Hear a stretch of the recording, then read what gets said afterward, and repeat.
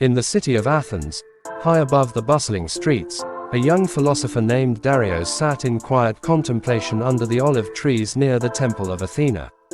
One late afternoon, a student named Yason approached, his face tense, eyes darting with worry. "Darius," Yason began, his voice trembling, "I cannot seem to still my heart.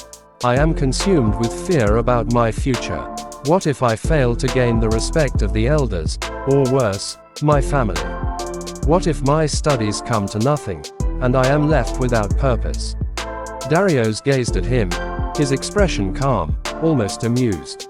He gestured for Yason to sit beside him on the worn stone bench. "My friend," Darius said gently, "tell me, this anxious feeling, where does it stem from?" Yason took a deep breath, steadying himself as he spoke. "It feels as if my life depends on the approval of others, on securing a place in their esteem. Without that, what am I?" Darius nodded, watching the clouds drift lazily across the sky.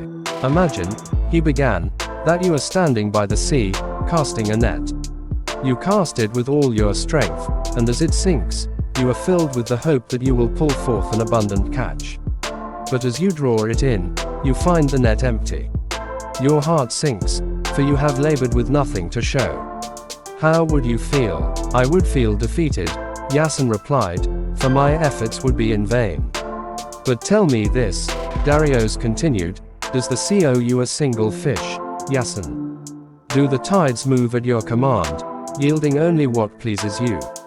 Yason shook his head. "No, the sea follows its own course, indifferent to my needs or desires." Darius smiled. "And so it is with the opinions of others, the unpredictable nature of fate. Like the sea, they're beyond your control, yet you cast your heart upon them, hoping they will yield the treasures you seek. Do you see how you become a slave to these desires?" Yason felt a shift within, the slow dawning of understanding.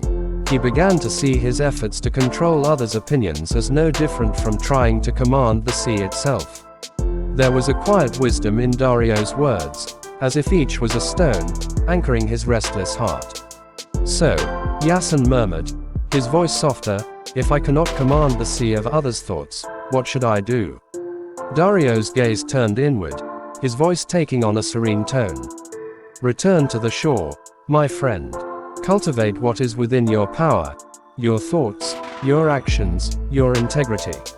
Walk in the world with purpose, but do not tie your peace to the favor or disfavor of others.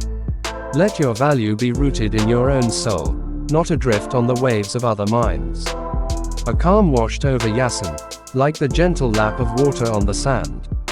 For the first time, he saw the futility of his worries, the anxious hunger that sought to control the uncontrollable. "Thank you, Darius," he said, his voice steady. "I understand now. My worth is not bound to the whims of others but rests here, within." As he left the temple grove, Yason felt lighter, his heart unburdened. Under the wise guidance of his teacher, he learned to cast his nets inward, finding peace not in the approval of others but in the quiet power of self-mastery.